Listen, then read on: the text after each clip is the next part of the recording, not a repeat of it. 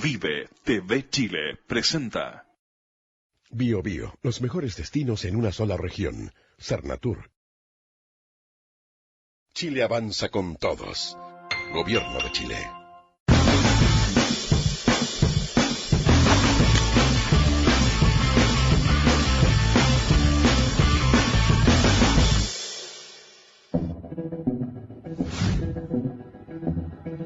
La minería del carbón.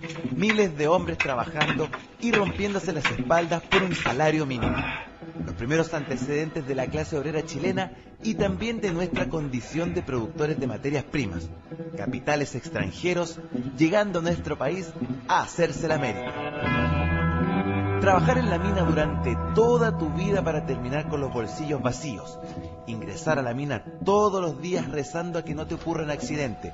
Y si logras salir sano y salvo, en el mejor de los casos tendrías una expectativa de vida de 40 años. Eso siempre y cuando no hayas contraído una enfermedad pulmonar resultado de años de respirar hollín y humedad. ¿Quién en su sano juicio querría ser un minero del carbón? Ser un minero del carbón del siglo XIX probablemente es uno de los peores trabajos de la historia de Chile. Sueldos inhumanos, extensas horas laborales, explotación infantil. Pero la verdad es que sabemos bastante poco de esa clase obrera, a diferencia de la clase alta de la época. De ellos tenemos miles de documentos e imágenes que se conservan hasta el día de hoy. Conocemos sus rostros, sus hogares, sus costumbres, ideología y hasta, en algunos casos, sus aventuras amorosas. Tenemos fotos y retratos de sus fiestas, de sus casamientos, de sus eventos sociales. O sea, una serie de imágenes de gente que lo pasaba bien. De hecho, muy bien. Pero ¿cuánto sabemos efectivamente de sus costumbres? Eso es lo que venimos a averiguar aquí, la capital del carbón en Chile, Lota.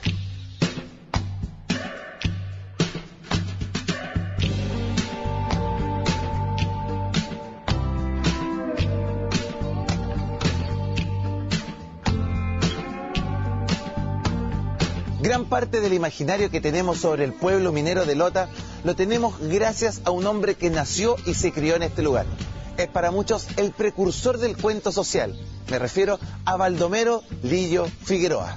Baldomero Lillo nace el 6 de enero de 1867 en Lota. En los primeros años de su vida, Baldomero tuvo la influencia de su padre, quien se desempeñó en actividades de capataz en las minas de carbón.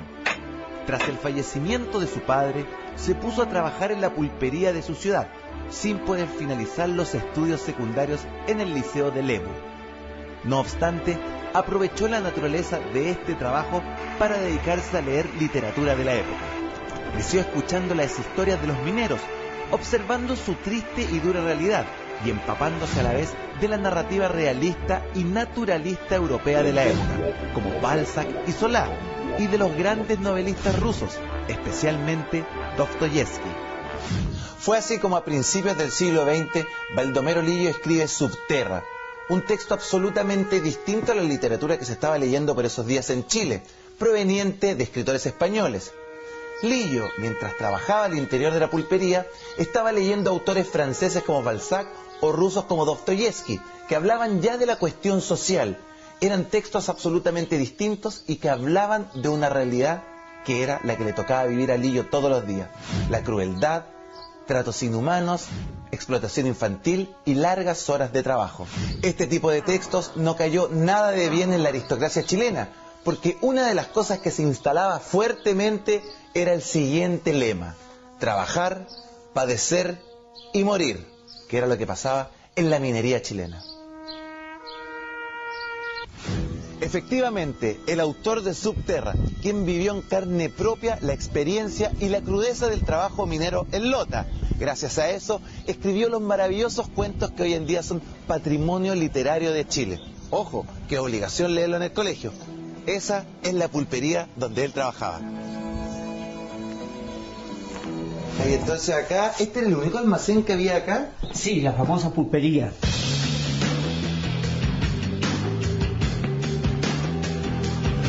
Y aquí a la gente se le pagaba con fichas. Claro. ¿Para qué? Para que ellos pudieran comprar en la famosa pulpería que tenían ellos mismos. O sea, ¿qué significa eso? Que al trabajador con una mano se le daba y con la otra se le quitaba.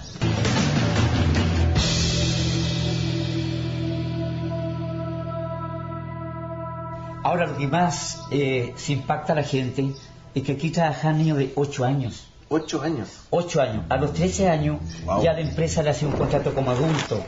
¿A qué edad? ¿A los 13? A los 13. Y entraron a trabajar a los 8 años. Exacto. Ahora, ¿por qué Baldomero Lillo hizo el libro Subterra? Porque los niños que trabajaban en la mina, de vez en cuando venían acá y le conversaban a don Baldomero las peripecias que ellos pasaban abajo. Entonces fue anotando todos los relatos de los niños y escribió Subterra. Claro, y uno de los problemas que había con Baldomero Lillo en la época literaria de Chile era que él estaba escribiendo cosas que la gente en Chile no sabía que estaban sucediendo. Exacto, usted lo ha dicho.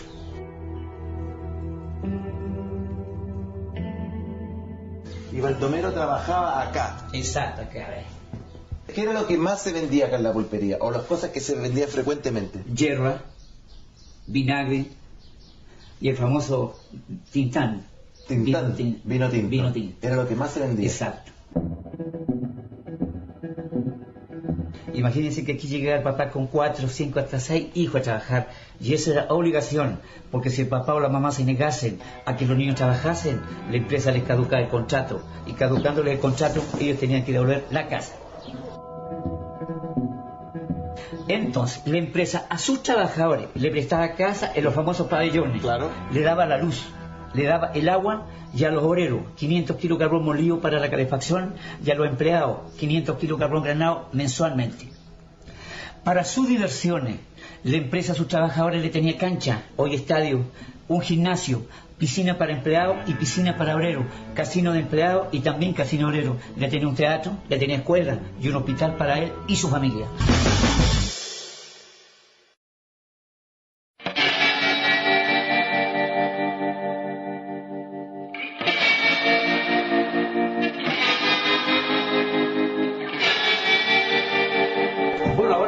Segundo piso, a ver los famosos caches de fierro. Los caches de fierro. Exacto.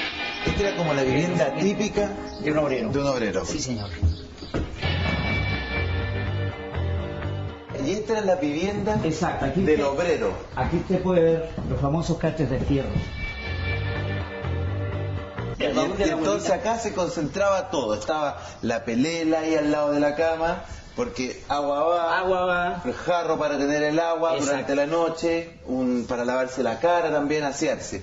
Y la cama más chica para los niños que estaban... No, esa cama era visita. ¿Cama de visita? Sí. Ah, había cama de visita. Exacto. También.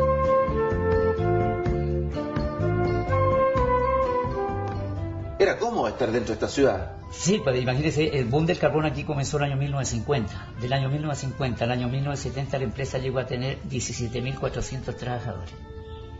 Y lo que pasaba afuera de Lota Alto... Era otro mundo. Era un Far West. Exacto, usted lo ha dicho. O sea, para afuera no había leyes. No. Dentro de eso estaba todo en orden. Y todo se compraba ahí, en la pulpería. La ciudad minera no era solamente un emplazamiento desde donde satisfacer las necesidades prácticas y útiles del yacimiento minero. También tenía por objetivo construir una sociedad en torno al trabajo, una sociedad moderna. Uno de los elementos que fomentaban los empresarios de la población en aquella época eran los espectáculos artísticos y musicales. Para tal motivo, construyen este espectacular teatro. La idea era que estos campamentos fueran lo más parecido a una ciudad, que tuviera entretención y todo en un mismo lugar. Para esto, los mineros se veían muy beneficiados porque podían ir junto a su familia, a sus hijos y su señora a disfrutar de estos espectáculos absolutamente gratuitos. Esto se veía fuertemente favorecido gracias a la ubicación del puerto de Lota. Los dulces de la época, espectaculares. Los barcos de la época tenían que cruzar el estrecho de Magallanes para así poder llegar al Océano Pacífico. Dada esta circunstancia, necesariamente tenían que pasar por el puerto de Talcahuano y por el puerto de Lota para abastecerse. Por supuesto, don Luis Cauciño e Isidora Goyenechea, grandes visionarios de la época y benefactores, aprovechaban la oportunidad de tener a los artistas en el puerto de Lota para ir a conversar con ellos e invitarlos a que hicieran un espectáculo y así tener más felices a todos los empleados que trabajaban en la minería.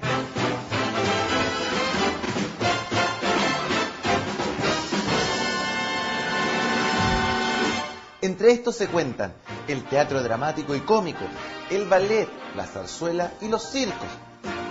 También nos visitaron importantes cantantes líricos. El ballet de Berlín y el ballet imperial ruso pasaron por esta zona. Y también grupos españoles de zarzuela, como el de Pepe Vila. El género de la opereta llegaba mucho al público. Se recuerda a la compañía Chitá de Roma y obras como La viuda alegre, El último vals, Amor gitano o La geisha. Es probable que muchas se hayan visto en Lota, pues las compañías solían llegar primero a este puerto. La ciudad minera era una pequeña representación en miniatura de las sociedades de la época. ¿Qué quiere decir esto? Que habían distintos tipos de personas que la componían.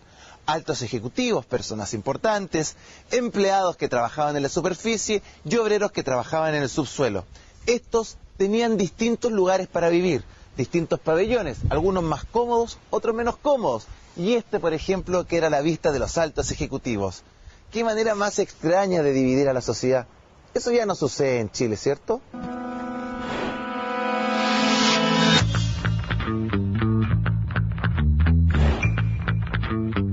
Desde su llegada a Lota en 1852, Matías Cousiño apreció la belleza del lugar, en especial de la lengua de tierra que se proyecta hacia el mar, donde hoy está el parque. Comenzó a formarlo y construyó una hermosa mansión, que luego fue reemplazada por el castillo neorrenacentista, que sobrevivió modificado hasta el terremoto de 1960. Luis Cousiño continuó con el parque, añadiendo caminos, obras de arte y especies exóticas que complementaban la vegetación nativa. Fue doña Isidora Cousiño, su viuda, quien lo protegió y embelleció por 30 años, a pesar de pertenecer ya a la compañía. El palacio, de hecho, nunca fue habitado y sirvió de oficinas a la administración general de la compañía. Este parque tiene una superficie de 14 hectáreas y hoy está abierto al público, que recorre sus senderos y puede disfrutar de la vista a la bahía de Lota.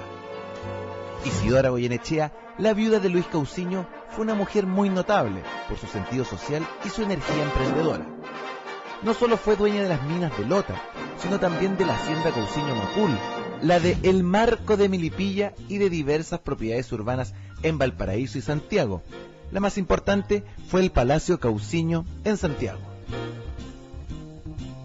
Lamentablemente, el tránsito por aguas chilenas bajó considerablemente cuando se construyó el Canal de Panamá el 15 de agosto de 1914. Esto no solo afectó la afluencia de embarcaciones en el sur, sino que también afectó a los puertos de Valparaíso, Antofagasta y toda la costa del Pacífico Sur. Ahora, cabe decir que la gestación de esta nueva sociedad, llena de ideas modernas, no estuvo exenta de problemas. Había un constante choque entre las ideas traídas por estos nuevos jefes y las costumbres del campo profundo. Efectivamente, con el afán de levantar el espíritu de los trabajadores, los jefes y mandamases extranjeros intentaron insertar las actividades que ellos consideraban importantes para la población. Por supuesto, el deporte fue una de ellas, y con este fin se solían celebrar eventos y competencias deportivas, pero al parecer eran otros los deportes que atraían a la población de Lota. Carreras de caballos, canchas de bolos, entre otros, eran actividades que se desarrollaban con más éxito, y a convertirse en una comarca civilizada. Recuerdos y apuntes. Gracias a la presencia de las explotaciones carboníferas de la zona, una frontera salvaje, según él, podía convertirse en una comarca civilizada. Recordemos que aún hasta 1870 los alrededores de la frontera carbonífera eran asolados por bandoleros armados y eran una constante preocupación de las autoridades civiles de la época.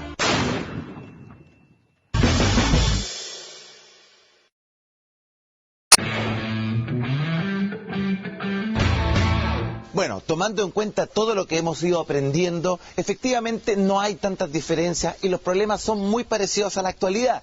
Pero una de las preguntas que tengo yo es, ¿cómo comía el minero de la época? Uno tiene la imagen que en el sur se come muy bien, asados, fruta fresca, pero ellos efectivamente comían o no comían bien.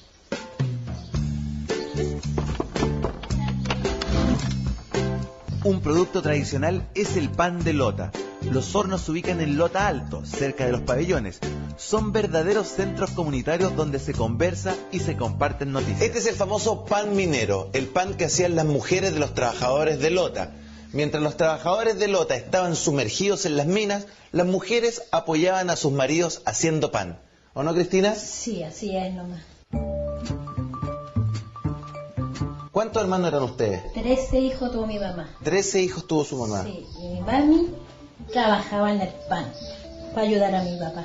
Porque era poco lo que ganaba en la mina. ¿Ganaba poco su papá? Ganaba poco. Y mi mamá la ayudaba con este pan. ¿Y cómo se hacía el pan minero en la época? Así como estoy haciendo yo, así. Pero antes era más... Se sacaban más la murienta, ya se puede decir, porque sobaban a mano, a manito nomás. Hacían todo el pan a mano. A mano, mi mamá se sobaba un quintal de harina, a mano se lo hacía ella. ¿Un quintal de harina lo hacía pan? Un quintal de harina. ¿Cuánto pan hacía diariamente? Un quintal, 60, 70 panes. 60, 70 panes diariamente. En épocas de crisis sindicales o durante las huelgas, las mujeres producían pan y lo vendían en el centro de Concepción. Su grito característico, pan de lota, suscitaba la solidaridad de la gente en la capital regional. La venta les permitía salir adelante en tiempos de incertidumbre. Mi papá, cuando llegaba con el harinadito, también lo esperaba mi mamá. Pues. ¿El harinadito? El harinadito. ¿Cuál es el harinadito? Vinito tinto, ¿Ya? con harinita, ¿Ya? azuquita, así bien dulcecita. No, para el otro lado. Son 40 vueltas. 40 vueltas. Sí, 40 vueltas. Bueno, esa era una de las cosas que hacían las mujeres de la época cuando sus maridos en los sindicatos estaban a huelga. Como había huelga, no había sueldo. Y si no había sueldo, no había comida. Y las mujeres tenían que amasar pan y muchas de ellas tenían que llevarlo hasta Concepción para venderlo. ¿O no, Cristina? Sí, así es. ¿Te está contando las vueltas? Sí. A 9. 9. ¿Cómo 9 vueltas si ya hago como 27? No, van 9 nomás. Van 9, 10.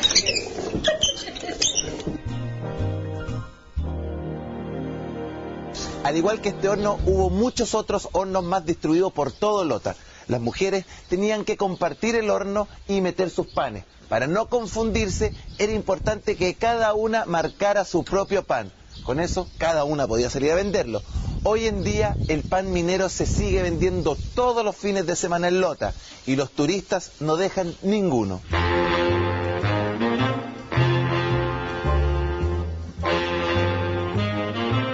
Piero, ¿sí? A ver, estábamos hablando que existe el pan con bronce, en esa época que se le llamaba, ¿no? El manche. El manche. El manche. Es pan amasado, ¿Ya? justamente con bronce. ¿Quién lo quiere el bronce? ¿Qué era que era el bronce? La carne, ¿Ya? el queso o el pescado.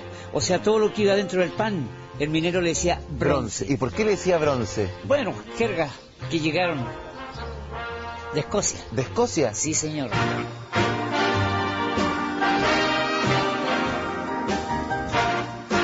Bueno, de aquí a este pueblo de Lota hay 10 dichos que circulan a nivel nacional que han salido de este pueblo. Vamos con el primero. Se fue Pal del Loro, la carbonada, el conchito, el patas negras, acuéstate para los pies, había ropa tendida, se le está dando vuelta a la vianda, las camas calientes, agua va y a morir.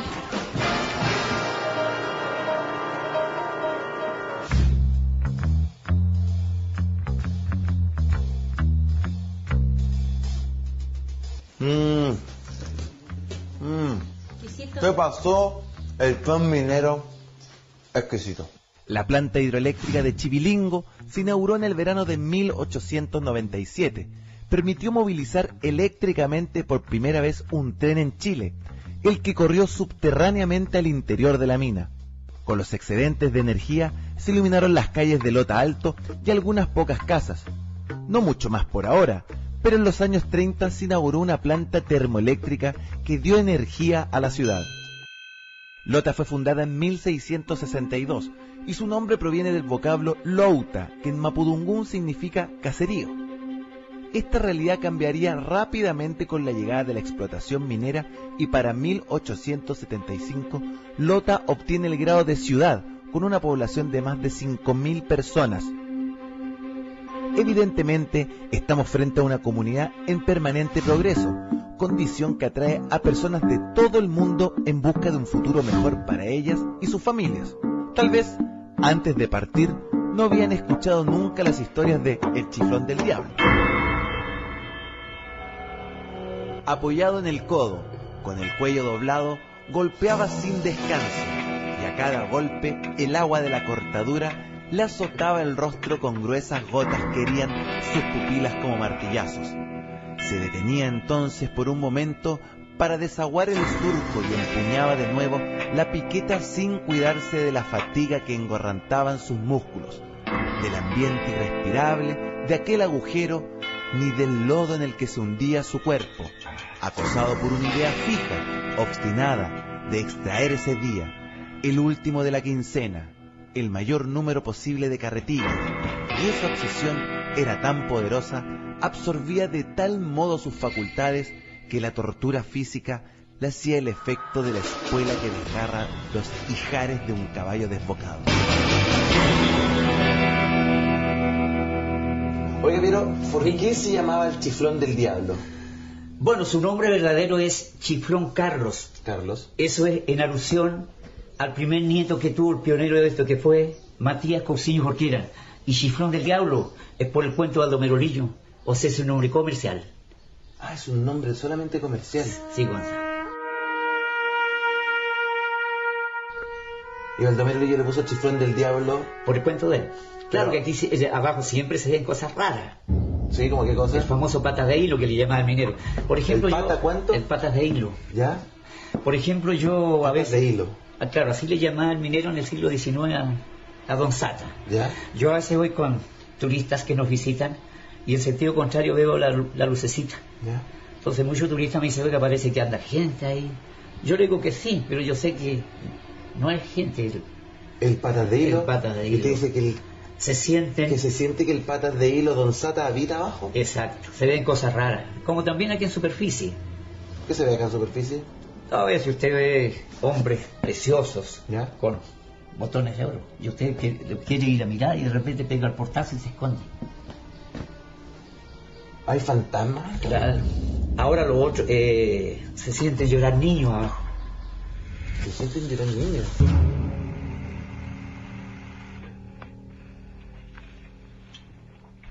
¿A quiénes les tocaba trabajar acá en el Chiflón del Diablo? Bueno, por ejemplo, las personas que trabajaban en la otra mina, que era una ciudad bajo tierra, ¿Ya?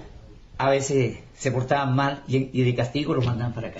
Acá se venían los castigados a trabajar en el carbón. Exacto. Desde el 15 de abril de 1997, la empresa nacional del carbón cesa la explotación minera y comienza un proceso de reconversión de la vida social y cultural de la ciudad hacia el turismo. El circuito turístico patrimonial, ahora llamado Lota Sorprendente, nos presenta un viaje donde los mismos mineros que trabajaron en Lota nos cuentan el pasado de este lugar. Recorremos un espacio que fue testigo del progreso industrial de nuestro país y junto con este, la conformación de nuestro sistema de producción. También da para preguntarse algunas cosas. ¿Por qué sus conflictos en las relaciones laborales nos parecen tan cercanos?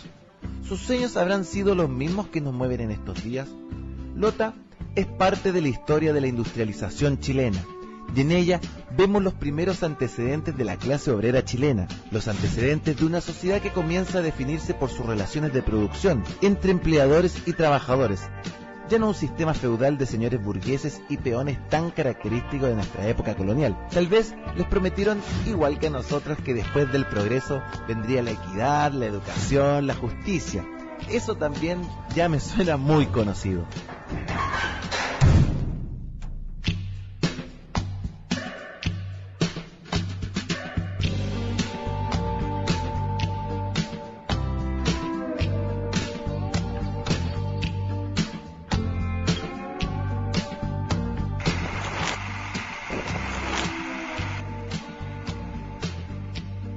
Bio Bio, los mejores destinos en una sola región.